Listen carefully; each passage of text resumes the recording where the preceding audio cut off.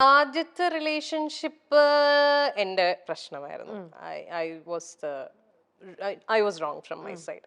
അത് ഞാൻ ഇതിനു മുമ്പുള്ള ഒരു പ്ലാറ്റ്ഫോമിലും പറഞ്ഞിട്ടുള്ള കാര്യമാണ്. ഞാനത് ഡീറ്റെയിൽ ആയിട്ട് പറയുന്നില്ല, പക്ഷെ ഇറ്റ് വാസ് തറലി മൈ മിസ്റ്റേക്ക്. അത് ഞാൻ അക്സെപ്റ്റ് ചെയ്യുന്നു. ആ റിലേഷൻഷിപ്പ് അങ്ങനെയാണ്, അത് വേണ്ടാന്ന് തോന്നിയത്. അത് പിന്നെ എൻ്റെ ഒരു അത് കഴിഞ്ഞ് കുറെ നാൾക്ക് ശേഷമാണ് ആയിരിക്കും എന്റെ മിസ്റ്റേക്ക് ആണ് എന്നുള്ളൊരു റിയലൈസേഷൻ അല്ല, അത് ആ സമയത്ത് എനിക്ക് ആ റിയലൈസേഷൻ ഉണ്ടായി. അങ്ങനെയാണെങ്കിൽ ഫൊഗീവ് ചെയ്യില്ലായിരുന്നോ? ചെയ്യാമായിരിക്കാം, പക്ഷേ നമുക്ക് എപ്പോഴും ഉള്ളിൽ ഇങ്ങനെ ഒരു പേടി കിടക്കും. വീണ്ടും വീണ്ടും നമ്മുടെ ലൈഫ് ഇനി മുന്നോട്ട് ഒന്നിച്ചു പോകുമ്പോ ഇത് വരുമോ വീണ്ടും അതിനുള്ളിൽ. Shouldn't bother us. പിന്നെ I thought he deserves A better life. അവിടെ ആര്യ തെറ്റ് ചെയ്തതിന്റെ ഒരു അതെ, എനിക്കൊരു ഗിൽറ്റ് വന്നതാണ് അവിടെ. അപ്പം I genuinely thought he should have a better life എന്നുള്ളത്. പിന്നെ he found his life partner also. ആളിപ്പം മാരിഡ് ആണ്, ഹാപ്പി ആയിട്ട് അവര് ഒന്നിച്ച് വർക്ക് ചെയ്യുന്ന ആൾക്കാരാണ്, ഹാപ്പി ആയിട്ട് പോകുന്നു. So that was meant to be. അങ്ങനെ വിശ്വസിക്കുന്ന ആളാണ് ഞാൻ. ശരിയാണ്, we have a beautiful girl child. അവൾക്ക് ഞങ്ങൾ രണ്ടുപേരും ഉണ്ട്. അവള് ഈ പറയുന്ന പോലെ വളരെ അണ്ടർസ്റ്റാൻഡിങ് ആയിട്ടുള്ള ഒരു കുട്ടിയാണ്. അച്ഛനും അമ്മയും ഞങ്ങൾ രണ്ടുപേരും ഒന്നിച്ച് തന്നെയാണ് അവളെ വളർത്തുന്നതും. അവളുടെ എല്ലാ കാര്യങ്ങളിലും ഞങ്ങളുടെ ഡിസിഷൻസ് എല്ലാം മ്യൂച്വൽ ആണ്. ആൻഡ് ഈക്വലി ആള് വരുമ്പോ, I mean whenever he wants to be with her, she goes to him. അല്ലാത്തപ്പം ഞാൻ ടേക്ക് കെയർ ചെയ്യണു. അങ്ങനെ ഒരു ഡിഫറൻഷിയേറ്റ്, അങ്ങനെ ഒരു പ്രശ്നമേ അവിടെ വരുന്നില്ല. അതാണ് ഫസ്റ്റ് റിലേഷൻഷിപ്പിൽ സംഭവിച്ചത്. സെക്കൻഡ് റിലേഷൻഷിപ്പ് ഈ പറഞ്ഞ പോലെ ചിലപ്പം ആദ്യത്തെ റിലേഷൻഷിപ്പിൽ ഉള്ള എന്താ പറയുക, അതിനുള്ള ശിക്ഷയായിട്ട് എനിക്ക് കിട്ടിയതായിരിക്കാം. സെക്കൻഡ് റിലേഷൻഷിപ്പ് ഈ പറഞ്ഞ പോലെ ഷിബ്ല പറഞ്ഞില്ലേ, ഞാൻ റിലേഷൻഷിപ്സിൽ 150% കൊടുക്കുന്ന ആളാണ്.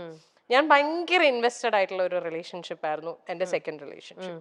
എനിക്ക് അയാളെ genuinely from the bottom of my heart എനിക്ക് ഭയങ്കര ഇഷ്ടമായിരുന്നു. I knew he was not the perfect person and all. ആൾക്ക് ഫ്ലോസ് ഉണ്ടായിരുന്നു, ആൾക്ക് പാസ്റ്റ് ഉണ്ടായിരുന്നു, പക്ഷെ അതെല്ലാം ഓക്കെ ആയിട്ട് അങ്ങനെ തന്നെ അക്സെപ്റ്റ് ചെയ്ത ഒരാളായിരുന്നു ഞാൻ. But I never thought he would do this to me. പിന്നെ അതിന് ഞാൻ കുറ്റം പറയുന്നില്ല.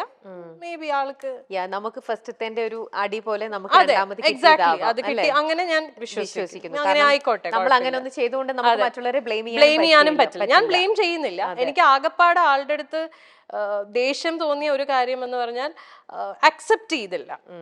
ലൈക്ക് വേറെ ഒരു ആളോടൊരു ഇഷ്ടം തോന്നി, അല്ലെങ്കിൽ ആ റിലേഷൻഷിപ്പിലേക്ക് പോയി എന്നുള്ളത് അത് ഓപ്പൺലി എന്നോട് പറഞ്ഞിരുന്നെങ്കിൽ നമ്മൾ സ്റ്റെപ്പ് ബാക്ക് ചെയ്യും. We would never force someone. നമുക്ക് ഒരാളെ ഫോഴ്സ് ചെയ്യാൻ പറ്റില്ലല്ലോ നമ്മുടെ കൂടെ നിൽക്കൂ എന്നുള്ളത്.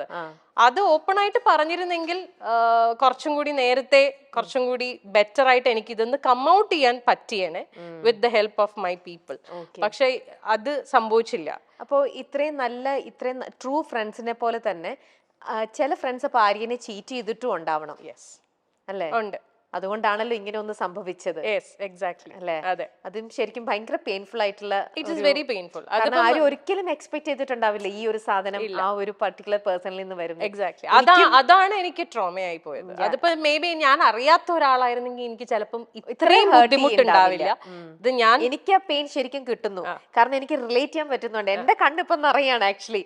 കാരണം ആ ഒരു വേദന ഒരു ലേഡി എന്നുള്ള രീതിയിൽ എന്റെ കണ്ണ് നിറയണം.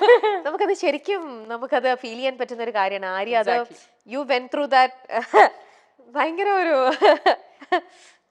ആര്യ അത് എങ്ങനെ ഹാൻഡിൽ ചെയ്തു? It was very difficult. ഞാൻ I fell on to a depression. ഭയങ്കര ബുദ്ധിമുട്ടായിരുന്നു.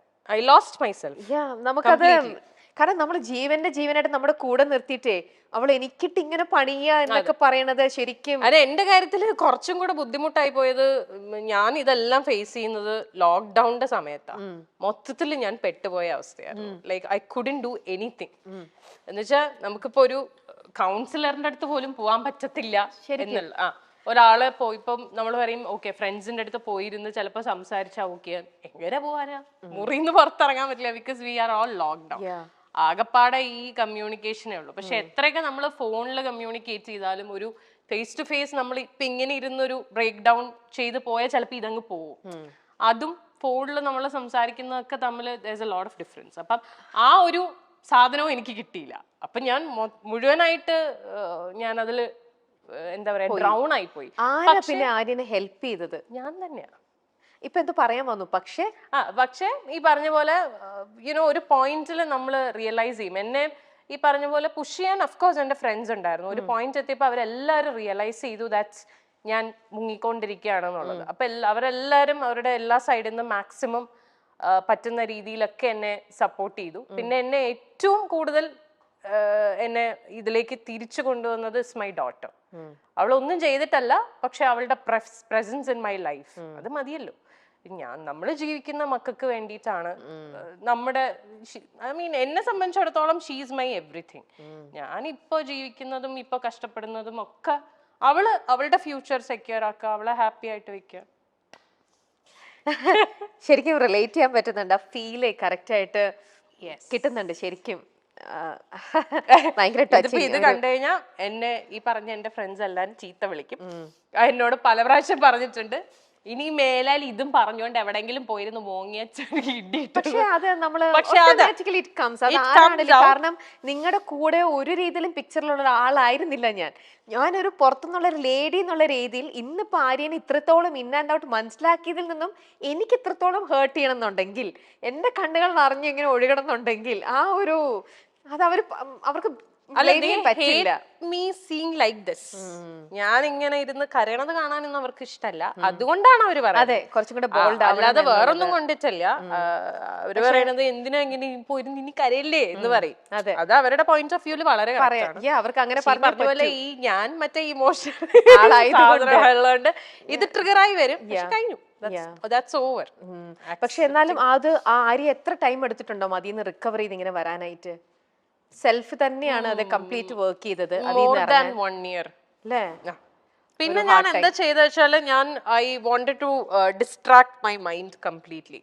അങ്ങനെ ഞാൻ ഫുൾ എന്റെ കോൺസെൻട്രേഷൻ എന്റെ ബ്രാൻഡിലിട്ടു. കാഞ്ചീപുരത്തില് ഒന്നും നോക്കിയില്ല, ബ്രാൻഡ് മാക്സിമം വർക്ക് ചെയ്ത് എനിക്ക് തോന്നുന്നു ആ ഒരു സമയത്താണ് ഞാൻ ആ ബ്രാൻഡിനെ ഒന്ന് ശരിക്കും പൊക്കിയെടുത്ത് കൊണ്ടുവന്നത്. പിന്നെ അതില് എനിക്കൊരു സാറ്റിസ്ഫാക്ഷൻ, നമുക്ക് അതിലൊരു അഡിക്ഷൻ വരുമല്ലോ. Okay, when we see that okay something is working out good for us, പിന്നെ നമ്മൾ അതിലേക്കാവും ഫുള്ള്. വേറെ ഒന്നിലേക്ക് നമുക്ക് പോവാനുള്ള ഒരു മൈൻഡ് വരില്ല.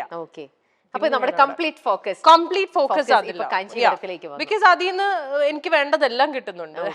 Satisfaction, happiness, peace of mind, everything. വേറെ ഒന്നും നോക്കില്ല. പിന്നെ തിരിഞ്ഞു നോട്ടം ഉണ്ടായി. അങ്ങോട്ട് തിരിഞ്ഞു നോക്കുക വേണ്ട. മലയാളികൾക്ക് ബഡായി ബംഗ്ലാവിലൂടെയാണ് ആര്യയെ കൂടുതൽ പരിചയം, ഒപ്പം ഇഷ്ടവും. ആര്യയോട് സ്വന്തം വീട്ടിലെ കുട്ടിയെന്ന പോലെയുള്ള ഒരു ഇഷ്ടമാണ് മലയാളം ടെലിവിഷൻ പ്രേക്ഷകർക്ക്. ടെലിവിഷനിൽ നിന്നും സിനിമയിലുമെത്തിയ ബഡായി ആര്യ ഒരു കാലത്ത് മലയാളികളുടെ വീട്ടിലെ ശനി ഞായർ ദിവസങ്ങളിലെ സ്ഥിരം അതിഥിയായിരുന്നു, അല്ല ആതിഥേയായിരുന്നു. എന്നാൽ ആര്യയെ കണ്ണു നിറഞ്ഞ് കാണുന്ന കാഴ്ചകൾ പ്രേക്ഷകർക്ക് സഹിക്കാൻ പറ്റുന്നതായിരുന്നില്ല. റിയൽ ലൈഫിലാണ് ആര്യ കരഞ്ഞത് എന്നതാണ് പ്രേക്ഷകരെ ഏറെ സങ്കടപ്പെടുത്തിയ കാര്യം. തൻ്റെ ജീവിത പങ്കാളി തന്നോട് കാണിച്ച വഞ്ചനയെപ്പറ്റി തുറന്നു പറയുമ്പോൾ ആര്യ പല അഭിമുഖങ്ങളിലും പൊട്ടിക്കരഞ്ഞു പോയിട്ടുണ്ട്, വിതുമ്പിയിട്ടുണ്ട്. തൻ്റെ സുഹൃത്തിൽ നിന്നും തനിക്കുണ്ടായ ദുരനുഭവം തുറന്നു പറയുമ്പോഴും ആര്യ കരയുകയായിരുന്നു.